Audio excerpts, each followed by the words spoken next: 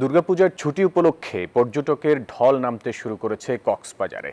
উচ্ছ্বাস উদ্দীপনায় সৈকতে ঘুরে বেড়াচ্ছেন ভ্রমণ পিপাসুরা। টানা 4 দিনের ছুটি ঘিরে লাখো পর্যটক সমাগমের আশা পর্যটন সংশ্লিষ্টদের। পর্যটকদের নিরাপত্তায় কাজ করছে ট্যুরিস্ট পুলিশ। ইরফানুল হাসানের রিপোর্ট।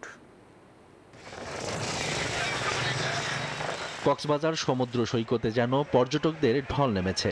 সৈকতের সুগন্ধা, লাবণী আর কলাতলি পয়েন্ট এখন প্রাণচাঞ্চল্যে ভরপুর। সমুদ্রের নোনা জলেও গা ভাসাচ্ছেন ভ্রমণ পিপাসুরা। কেউ আবার পরিবার পরিজন নিয়ে সময় কাটাচ্ছেন সমুদ্র তীরে। নানা নানু খালা খালু সবাই মিলে একসাথে আসছি, অনেক ভালো লাগছে। সমুদ্র দেখলাম, ভালো লাগলো।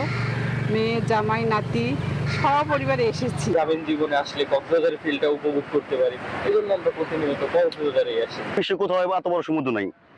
আমি বহু দেশে ঘুরছি, কিন্তু এমন সমুদ্র পাইনি। ছুটির সময় পূজা বা ঈদে প্রচুর ভিড় থাকে, এটা একটা বিষয়। তা তো ভালো তো লাগে। পূজার টানা 4 দিনের ছুটিতে হোটেল, মোটেল, রিসোর্ট ও কটেজগুলোতে আগাম বুকিংয়ের চাপ বেড়েছে কয়েক গুণ। লাখো পর্যটক সমাগমের আশা পর্যটন সংশ্লিষ্টদের। আমরা কাঙ্ক্ষিত যেই আমরা আশাটা করছিলাম সেরকম কিন্তু আমরা বুকিং পেয়েছি।